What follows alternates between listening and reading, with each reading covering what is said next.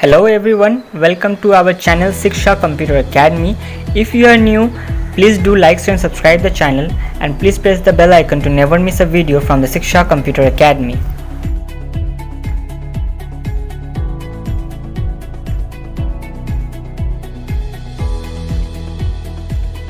आइए स्टार्ट करते हैं। आज के इस वीडियो में हम बात करेंगे कि माइक्रोसॉफ्ट एक्सेल में किस तरह हम अपने कंपनी, अपने इंडस्ट्रीज या अपने किसी भी स्कूल, इंस्टीट्यूट या कॉलेज के लिए अटेंडेंस कैसे क्रिएट करेंगे। तो यहाँ पे जैसा कि आप स्क्रीन पे देख सकते हैं, हमने अपने कंपनी के कुछ एम्प्लॉय के नाम, उनके पोस्ट, उनके आईडी नंबर और साथ ही साथ सीरियल नंबर यहाँ पे लिख लिया है। तो सबसे पहले तो आपका अटेंडेंस क्रिएट करने के लिए आपको सबसे पहले सीरियल नंबर बना लेना है, जैसे कि मैंने आप बना लिया है। एम्प्लॉय का नाम लिख लिया है, साथ ही साथ उनके पोस्ट, जैसे कोई मैनेजर है, कोई सीईओ है, कोई चीफ सेक्रेटरी है, अलग अलग पोस्ट लिख लिया और साथ ही साथ आईडी नंबर भी उनका लिख लिया है। इसके बाद मुझे जो काम करना है वो है कि मुझे अब क्रिएट करना होगा डेज और डेट। तो डेज और डेट क्रिएट करने के लिए आप इस कॉलम में जाइए, यहाँ पे आप लिख लीजिए सिंपली डेट और इसके नीचे वाले कॉलम में आपको लिख लेना है डेज। तो चलिए लिख लेते हैं डेज और डेट। तो हमने डेज भी लिख लिया और डेट भी लिख लिया। इन दोनों को लिखने के बाद आपको सिंपली क्या करना है कि आपको डेट वाइज डेज को एडजस्ट करना है। सपोज हम 1 जनवरी 2020 के लिए हम अपने शेड्यूल को क्रिएट कर रहे हैं, हम अपने अटेंडेंस को क्रिएट कर रहे हैं। तो हमें क्या करना है, यहाँ पे 1 जनवरी लिखना है। 1 जनवरी लिखने के बाद आपको क्या करना है, सिंपली इसे इस तरह ड्रैग करना है, जिसके बाद आप जब तक ड्रैग करते हुए लेते जाएंगे वो क्रिएट होते चले जाएगा। तो हमारा जो जनवरी का मंथ होता है यूजुअली 31 डेज का होता है, तो हम सिंपली यहाँ पे 31 डेज के लिए अटेंडेंस क्रिएट कर लेंगे। इसके बाद मुझे क्या करना है, मुझे अब डेज़ के साथ तो डेज़ भी एडजस्ट करने होंगे। तो डेट एडजस्ट हो चुका है, अब मैं डेज एडजस्ट करूंगा। तो आप अपने कैलेंडर में चेक कर लीजिए कि आपको जो 1 जनवरी है कौन से डेट पे पड़ता है, कौन से डेज पड़ता है, क्या उसमें संडे पड़ते हैं, क्या मंडे पड़ते हैं। तो हमारा जो 2020 का कैलेंडर है उसमें मैंने चेक किया, तो हमारा जो 1 जनवरी है वो मंडे पड़ता है। तो जब सिंपली मैं यहाँ पे मंडे लिख देता हूँ। मंडे लिखने के बाद मुझे सेम प्रोसेस फॉलो करना है और इसे भी मुझे एक्सटेंड कर लेना है अप टू 31 जनवरी तक। तो चलिए इसे एडजस्ट कर लेते हैं। जैसा कि आप देख सकते हैं हमारा संडे, मंडे और डेज और डेट दोनों ही आ चुका है। इसके बाद जो हमें सबसे ज़्यादा इंपॉर्टेंट काम करना है वो है अपने संडे को मार्क करना, क्योंकि आप जैसा कि आप जानते हैं किसी भी कंपनी, इंस्टीट्यूट या कॉलेज या इंडस्ट्रीज में संडे को काम नहीं होता है। तो हमें अपने संडे को मार्क कर लेना है। तो टोटल 4 संडे आपको मिल जाएंगे। जैसे यहाँ सबसे पहला संडे है, मैं इसे क्लिक कर लेता हूँ। क्लिक करने के बाद यहाँ पे आपको मिल जाएगा हाईलाइट कॉलम। इस हाईलाइट कॉलम में आपको जाके इस पर सिंपली आपको रेड कलर बैठा देना है, रेड कलर पुट कर देना है, क्योंकि संडे के दिन काम नहीं होता इसलिए इस पर सिंपली हम रेड कलर पुट कर देंगे। तो चलिए इसे एडजस्ट कर देते हैं।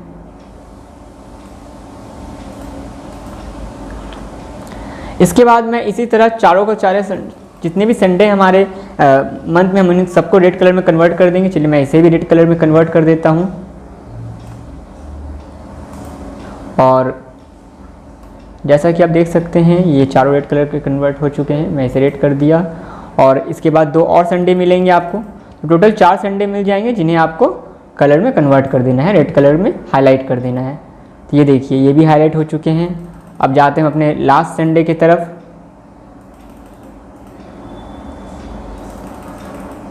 ये हमारे मंथ का लास्ट संडे, इसे भी हम कलर कर लेते हैं रेड में। चलिए इसे भी रेड लिया और इसे भी हाईलाइट कर लिया। जिसके बाद आप देख सकते हैं कि हमारे पास और कोई संडे नहीं है। मैं पेज को अगर थोड़ा छोटा करूं तो आप देख सकते हैं कि इस तरह हमारे मंथ में टोटल 4 संडेज था और 4 संडेज को हमने रेड कलर में हाईलाइट कर लिया है। क्यों हाईलाइट किया है, क्योंकि संडे के दिन जैसा कि आप सभी को पता है ऑफिस के वर्क्स नहीं होते हैं। इसके बाद हमें शीट में मूव कर जाना है। इसके बाद क्या करना है, मुझे अपने शीट के लिए, मुझे अपने डेज के लिए एब्सेंट और प्रेजेंट प्रेस करना है। तो प्रेजेंट के लिए P डालना है आपको और एब्सेंट के लिए A डालना है। तो मैं रैंडमली यहाँ पे एब्सेंट और प्रेजेंट पुट आउट कर देता हूँ समझने के लिए। जैसा कि आप सभी देख सकते हैं मैंने यहाँ पे 1 वीक के लिए एब्सेंट और प्रेजेंट प्लेस कर दिया है। तो मैं क्या करूँगा, अपना टाइम ज़्यादा ना वेस्ट करते हुए मैं इन सबको सिलेक्ट कर लेता हूँ। सिलेक्ट करके कॉपी करने के बाद मैं इन्हें आगे जाके पेस्ट कर दूँगा।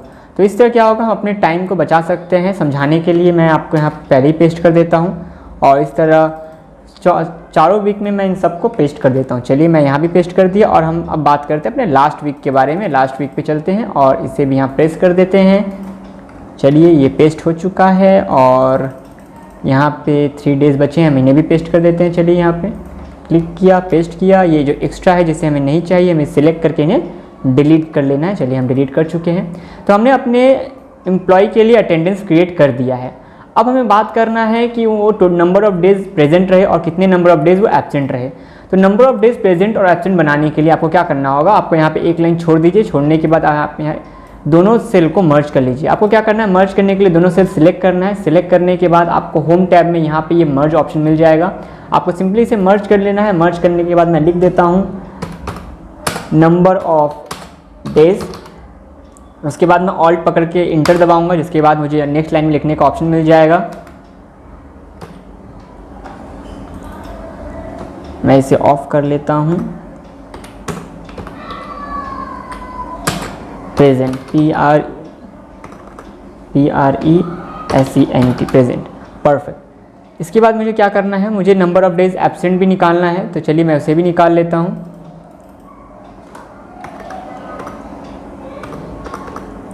चलिए, तो मैं एब्सेंट के लिए भी यहाँ पे सेम कॉलम क्रिएट कर लूँगा। मुझे क्या करना है, इन दोनों को मर्ज कर लेना है। चलिए यहाँ से मर्ज कर लेते हैं और यहाँ पे हम एब्सेंट के लिए बना लेते हैं।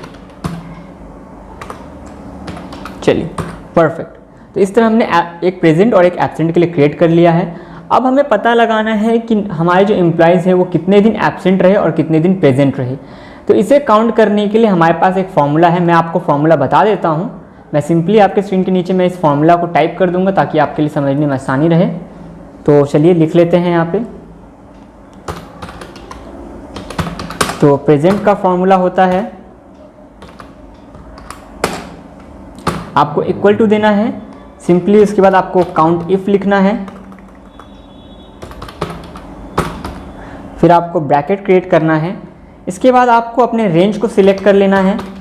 रेंज को सिलेक्ट करने के बाद आपको कॉमा देना है। कॉमा देने के बाद आपको इन्वर्टेड कॉमा के अंदर P लिखना है और फिर इन्वर्टेड कॉमा को क्लोज करके आपको ब्रैकेट क्रिएट कर देना है। तो जैसा कि आप देख सकते हैं मैंने यहाँ आपके लिए फॉर्मूला यहाँ पे लिख दिया है। मैं इसे कुछ बड़ा कर देता हूँ। अगर आप फॉर्मूले को लिखना चाहें तो आप वीडियो पॉज करके फॉर्मूले को लिख भी सकते हैं। तो मैं आपको सिंपली फॉर्मूले को एग्जीक्यूट करके दिखाता हूँ। फॉर्मूले को एग्जीक्यूट करने के लिए सबसे पहले तो आपको इक्वल टू यहाँ देना होगा। इक्वल टू देने के बाद आपको लिखना होगा काउंट इफ। काउंट इफ लिखने के बाद आपको एक ब्रैकेट क्रिएट करना है। ब्रैकेट के अंदर आपको सबसे पहला काम जो करना है रेंज सिलेक्ट करना है। रेंज कैसे सिलेक्ट करेंगे, आप अपने एम्प्लॉय के पर डे एब्सेंट और प्रेजेंट को कुछ इस तरह माउस की मदद से सिलेक्ट कर लीजिए। तो चलिए हम लोग सिलेक्ट कर लेते हैं। Okay, perfect. तो हमने सिलेक्ट कर लिया है। सिलेक्ट करने के बाद आपको स्क्रीन पे क्लिक नहीं करना है, आपको नीचे यहाँ पे ड्रैग ऑप्शन की मदद से अपने फ्रंट प्रेजेंट में जाना है। आपको यहाँ पे स्क्रीन पे क्लिक नहीं करना है, नहीं तो आपका जो सिलेक्टेड टेक्स्ट है वो अनसिलेक्ट हो जाएगा। इसके बाद आपको कॉमा देना है। डबल इन्वर्टेड कॉमा के अंदर आपको लिखना है P और उसके बाद इन्वर्टेड कॉमा को क्लोज कर देना है। जिसके बाद आप इंटर दबाओगे तो आपका जो पेज है वो आपके इसको ले लेगा। चलिए देखते हैं, मैंने डबल इन्वर्टेड कॉमा दे देते हैं क्लोज करके और ब्रैकेट और इंटर। जैसा कि आप देख सकते हैं यहाँ पे 23 आ चुका है। तो हमारे जो एम्प्लॉय हैं, पहले एम्प्लॉय, इन्होंने टोटल 23 डेज ये प्रेजेंट रहे हैं। तो हम सिंपली इसे ड्रैग करके इन सभी एम्प्लॉयज़ पे अप्लाई करेंगे और जैसे कि आप देख सकते हैं सभी के सभी एम्प्लॉयज़ के नंबर ऑफ प्रेजेंट डेज आ चुके हैं। ठीक इसी तरह हम एब्सेंट के लिए भी इसी फॉर्मूले को इस्तेमाल करेंगे। एब्सेंट के लिए आपको क्या करना है, सिंपली इस P से P की जगह, इस रेंज में P की जगह 1 क्लिक करना है। तो चलिए हम करके देख लेते हैं। आपको इक्वल टू लिखना है काउंट के बाद काउंट इफ ब्रैकेट में अब आपको फिर से रेंज सिलेक्ट करना है। तो चलिए रेंज सिलेक्ट कर लेते हैं। इस तरह से हम अपने रेंज को सिलेक्ट कर लेंगे।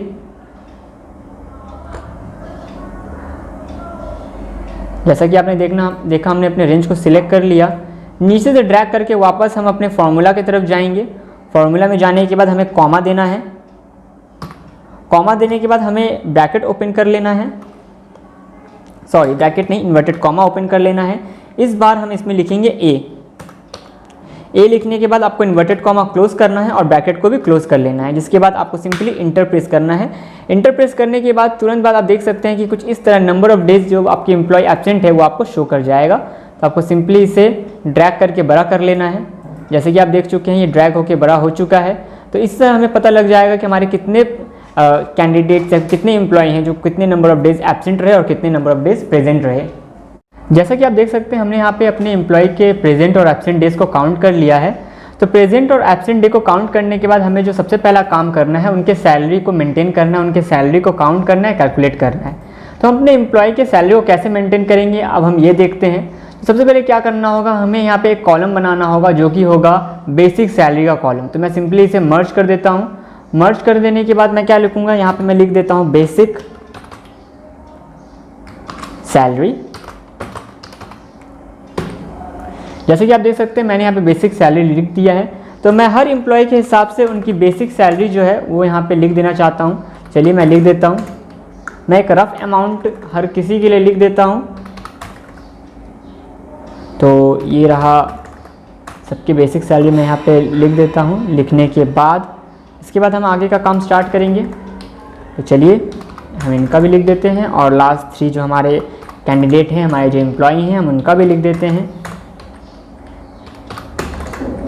जी। जैसा कि आप देख सकते हैं हमने सबके बेसिक सैलरी को लिख दिया है। इसके बाद हमें क्या करना है, हमें एक और कॉलम बनाना है। तो चलिए हम इसे मर्ज करते हैं। मर्ज करने के बाद हम इस कॉलम को नाम देंगे पर डे इनकम, कि हर एम्प्लॉय पर डे कितने पैसे अर्न करता है। तो इसे हम कहते हैं पर डे इनकम। तो चलिए लिख देते हैं पर डे इनकम। चलिए अब पर डे इनकम हम काउंट कैसे करेंगे, तो पर डे इनकम काउंट करने के लिए जो फॉर्मूला है मैं उसे यहाँ पे लिख देता हूँ। तो चलिए मैं यहाँ पे आपके लिए पर डे इनकम लिख देता हूँ। मैं इसे मर्ज करता हूँ और मर्ज करने के बाद चलिए मैं लिख देता हूँ पर डे इनकम काउंट करने के लिए आपको अपने एम्प्लॉय के बेसिक सैलरी को आपको इक्वल टू दे के लिखना होगा बेसिक सैलरी,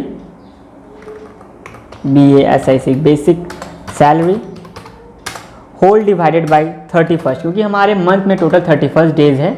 तो हमें जो पैसे मिलते हैं, हमें जो सैलरी मिलती है वो टोटल 31 डेज़ के हिसाब से मिलती है। तो चलिए मैं इसे थोड़ा बड़ा कर देता हूँ। अगर आप फार्मूला को लिखना चाहते हैं तो आप स्क्रीन को पॉज करके फार्मूला लिख सकते हैं। तो चलिए हम यहाँ पे काउंट कर देते हैं per day income. Per day income लिखने के सबसे पहले हमें इक्वल टू देना होगा। हमें अपने एम्प्लॉय के बेसिक सैलरी को क्लिक करना होगा।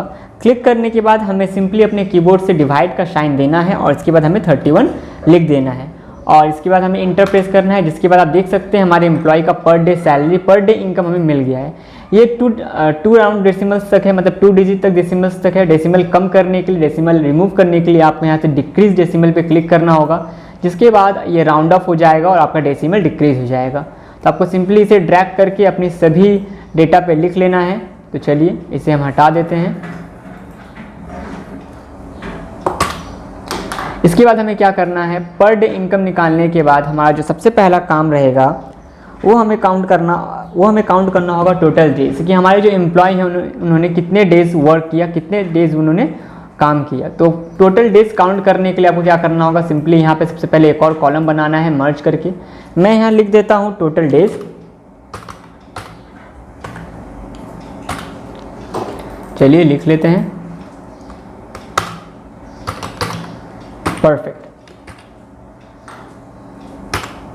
टोटल डेज लिखने के बाद हमें एक बात समझनी होगी कि टोटल डेज कहने का मतलब है कि हमारे एम्प्लॉय कितने दिन वर्क करते हैं। अगर आप किसी भी कंपनी, किसी भी इंस्टीट्यूट, किसी भी फर्म में जॉब करते हैं तो आपको संडे के डेज के लिए भी आपको पैसे मिलते हैं। तो टोटल डेज काउंट करने के लिए आपको क्या करना पड़ेगा, आपको सिंपली 31 से आपके नंबर ऑफ डेज, मतलब नंबर ऑफ एब्सेंट डेज आपको माइनस करना होगा। तो चलिए हम 31 से नंबर ऑफ एब्सेंट डेज को माइनस कर लेते हैं। माइनस करने के बाद जैसे कि आप देख सकते हैं, हम देख सकते हैं कि हम लोग टोटल 27 वर्किंग डेज की हमें सैलरी मिलेगी। चलिए इसे ड्रैग करके बड़ा कर लेते हैं और मैं साथ ही साथ यहाँ पे टोटल डेज निकालने के लिए फॉर्मूले को भी लिख देता हूँ, जो आपके लिए बहुत आसान हो जाएगा। तो चलिए मैं इसे मर्ज करता हूँ और टोटल डेज के लिए मैं यहाँ फार्मूला लिख देता हूँ। तो टोटल डेज निकालने के लिए आपको क्या करना है, सिंपली इक्वल टू देना है। इक्वल टू देने के बाद आपको 31 माइनस एब्सेंट डेज कर देना है। तो बस इसी तरह आप अपने एम्प्लॉय के टोटल डेज, मतलब कितने दिनों के लिए उन्हें पैसे देने होंगे, कितने डेज की उन्हें सैलरी मिलेगी, वो आप काउंट कर सकते हैं। तो आप वीडियो पॉज करके यहाँ से फॉर्मूला भी लिख सकते हैं।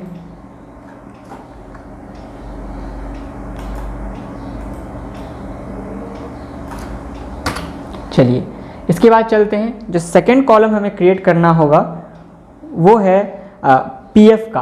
पीएफ क्या होता है मैं आपको समझा देना चाहता हूँ। पीएफ का मतलब होता है प्रोविडेंट फंड। प्रोविडेंट फंड किस लिए इस्तेमाल होता है मैं आपको एक बार एक्सप्लेन कर देना चाहूँगा। जब आप जॉब से रिटायर हो जाते हैं तब कंपनी आपको पेंशन देती है। तो कंपनी ये अपने जेब से पेंशन नहीं देती है, कंपनी हर मंथ एक पार्टिकुलर अमाउंट आपके सैलरी से डिडक्ट करती है और खुद भी वही अमाउंट, सेम अमाउंट अपने पास से कंट्रीब्यूट करती है, और at the end of your retirement आपको वही पैसा आपको in the form of pension per month, quarterly या फिर ईयरली आपको प्रोवाइड किया जाता है। तो चलिए हम यहाँ से पीएफ भी बना लेते हैं। पीएफ बनाने के लिए सेम हमें मर्ज करना है। इसके बाद हमें लिखना है पीएफ एट द रेट 5%। हमें पीएफ जो है वो 5% होगा हमारे कंपनी के लिए। तो चलिए पीएफ निकाल लेते हैं। अच्छा, पीएफ निकलता किस पे? पीएफ निकलेगा हमारा बेसिक सैलरी पे। तो चलिए पीएफ निकालने के लिए आपको सिंपली इक्वल टू देना होगा। देने के बाद आपको बेसिक सैलरी को क्लिक करना होगा। क्लिक करने के बाद आपको यहाँ से मल्टीप्लाई का साइन देना है। इस तरह से मल्टीप्लाई का साइन देने के बाद आपको लिखना है 5 और उसके बाद आपको लिखना है %। लिखने के बाद आपको सिंपली इंटर पे प्रेस करना है, जिसके बाद आप देख सकते हैं कि आपका पीएफ काउंट हो चुका है। तो पीएफ काउंट यहाँ ऐसे हो जाएगा और उसके बाद आप ड्रैग करके सब में लिख सकते हैं। पीएफ का फॉर्मूला मैं यहाँ पे नीचे लिख देता हूँ ताकि आपके समझने के लिए बहुत आसानी हो जाए। तो चलिए मैं इसे मर्ज करके पीएफ का फॉर्मूला लिख देता हूँ। पीएफ निकालने के लिए आपको क्या करना है, सिंपली इक्वल टू लिखना है। उसके बाद आपको बेसिक सैलरी में आपको 5% मल्टीप्लाई कर देना है। तो अगर आप फॉर्मूला लिखना चाहें तो आप स्क्रीन को पॉज करके आप फॉर्मूला लिख सकते हैं। तो चलिए मैं इसे सब में अप्लाई कर देता हूं। हमारे सारे एम्प्लॉय में ये अप्लाई हो चुका है। इसके बाद हम जो कॉलम बनाएंगे वो कॉलम होगा टोटल्स का, मतलब टोटल सैलरी का, कितने प्रतिशत सैलरी, कितने अमाउंट ऑफ सैलरी उन्हें मिलेगा। तो टोटल सैलरी काउंट करने के लिए आपको सिंपली यहाँ पे एक कॉलम बना लेना है। तो चलिए हम भी मर्ज करके यहाँ पे कॉलम बना लेते हैं, total salary. Perfect, total salary का कॉलम बन चुका है। अच्छा, टोटल सैलरी कैसे निकालेंगे? टोटल सैलरी निकालने के लिए आपको क्या करना है, इक्वल टू प्रेस करना है। आपको पर डे इनकम को क्लिक करना है और टोटल डेज को इनटू कर देना है। तो चलिए पर डे इनकम को टोटल डेज से मल्टीप्लाई कर देते हैं, जिसके बाद आप देख सकते हैं कि ये टोटल सैलरी एक पार्टिकुलर पर्सन को, एक पार्टिकुलर एम्प्लॉय को पे करना है। चलिए इससे भी हम डेसिमल को डिक्रीज कर लेते हैं और ये राउंड अप हो चुका है। तो मैं आपके लिए स्क्रीन के नीचे टोटल सैलरी का फॉर्मूला भी लिख देता हूँ। तो मैं इसे मर्ज कर लेता हूँ और लिख देता हूँ टोटल सैलरी इक्वल टू, आपको सिंपली इक्वल टू लिखना है। उसके बाद आपको पर डे इनकम के साथ अपने टोटल डेज को मल्टीप्लाई कर देना है।